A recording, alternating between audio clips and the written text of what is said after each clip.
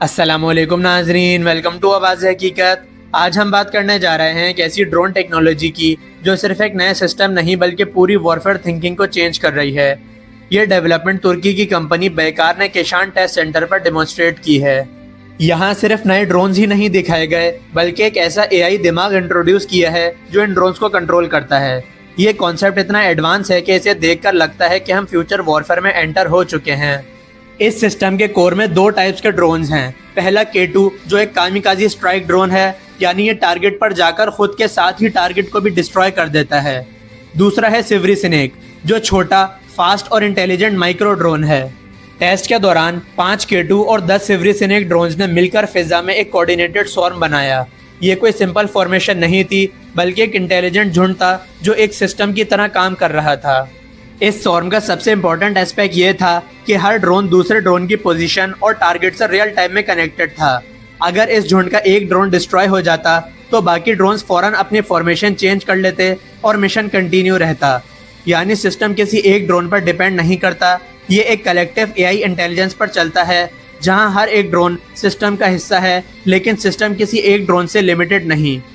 यहाँ सबसे बड़ी शिफ्ट एआई कंट्रोल की है। ट्रेडिशनल ड्रोन्स में इंसान हर चीज़ कंट्रोल करता था लेकिन अब सिचुएशन बिल्कुल उलट हो चुकी है।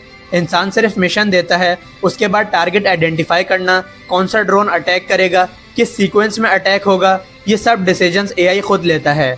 तुर्की के ये advance drones man in the loop concept को ऑलमोस्ट रिप्लेस कर देते हैं और एआई को बैटलफील्ड पर रियल डिसीजन मेकर बना देते हैं। अब बात करते हैं इस सिस्टम की दूसरी और बहुत क्रिटिकल स्ट्रेंथ की, जो है विजुअल नेविगेशन। आज के मॉडर्न वॉरफेयर जैसे यूक्रेन और मिडल ईस्ट के कॉन्फ्लिक्ट्स में इलेक्ट्रॉनिक वॉरफेयर के जरिए जीपीएस सिग्नल जैम कर दिए जाते हैं। इसका सीधा इफेक्ट ये होता है कि आर्म ड्रोन्स अपनी डायरेक्शन खो देते हैं और फेल हो जाते हैं। लेकिन तुर्की के ये ड्रोन्स जीपीएस या सैटेलाइट सिग्नल्स पर डिपेंड नहीं करते। इनमें एआई बेस्ड कैमरास और सेंसर्स लगे होते हैं जो जमीन के नक्शे, बिल्डिंग्स और टेरेन को पहचान कर अपना रास्ता खुद बनाते हैं। यानी अगर दुश्मन तमाम सिग्नल्स जैम भी कर दे तब भी ये ड्रोन्स 1000 किलोमीटर दूर अपने टारगेट को ढूंढकर उसे निशाना बनाने की पूरी सलाहियत रखते हैं। अगर हम इस टेक्नोलॉजी का ग्लोबल कंपैरिजन करें तो अमेरिका का स्विच ब्लेड और चाइना के CH सीरीज ड्रोन्स एडवांस जरूर हैं, लेकिन अमेरिकन सिस्टम्स अब भी ह्यूमन ऑपरेटर पर डिपेंड करते हैं जहां फाइनल स्ट्राइक के लिए इंसान की अप्रूवल जरूरी होती है, जबकि चाइनीज सिस्टम्स ज़्यादातर जीपीएस और एक्सटर्नल डेटा लिंक्स पर डिपेंड करते हैं। यहाँ तुर्की के K2 और सिवरी स्नेक जैसे एडवांस ड्रोन्स फुल ऑटोनॉमी के साथ ऑपरेट करते हैं। इनकी सबसे बड़ी टेक्निकल स्ट्रेंथ एज कंप्यूटिंग होती है, मतलब कि एआई डेटा प्रोसेसिंग ड्रोन के अंदर ही होती है। ये ड्रोन्स हवा में ही लाखों डेटा पॉइंट्स को एनालाइज करते रहते हैं, इस वजह से उन्हें किसी एक्सटर्नल सिस्टम्स पर डिपेंड रहने की ज़रूरत नहीं होती। इसी कैपेबिलिटी की वजह से ये ड्रोन्स घोस्ट मोड में भी काम कर सकते हैं। अगर सिग्नल्स जैम हो जाएं तो ये अपना कम्युनिकेशन सिस्टम बंद कर देते हैं, फिर ये सिर्फ अपने विजुअल सेंसर्स पर रिलाई करते हुए साइलेंटली टारगेट को लोकेट करते हैं। अटैक बिना किसी वार्निंग के होता है, जिसे डिटेक्ट करना और रोकना दुश्मन के लिए बहुत मुश्किल हो जाता है। जब ये ड्रोन्स एक स्वॉर्म की शक्ल में अटैक करते हैं तो ये फिजा में एक डिजिटल छावनी बना देते हैं।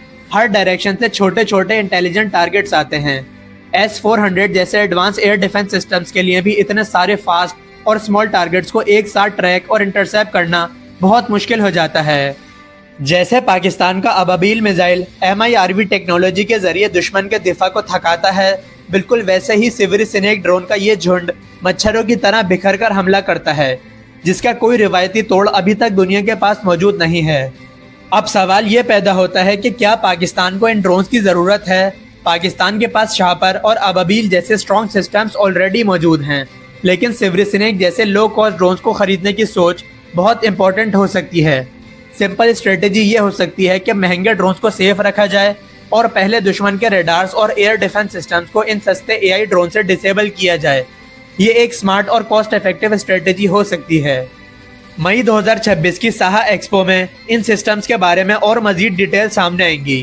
तब तक नाजरीन, एक सवाल ये बनता है कि क्या हम एआई को इतना ज़्यादा कंट्रोल देकर एक नई और ख़तरनाक वॉरफेयर में तो एंटर नहीं कर रहे? आप इस बारे में अपनी राय कमेंट्स में ज़रूर शेयर करें, और अगर वीडियो पसंद आई हो तो वीडियो को लाइक और शेयर लाजमी करें। साथ ही साथ चैनल को सब्सक्राइब करना ना भूलें। आपसे मुलाकात होगी नेक्स्ट वीडियो में, तब तक के लिए अल्लाह हाफिज़। पाकिस्तान जिंदाबाद।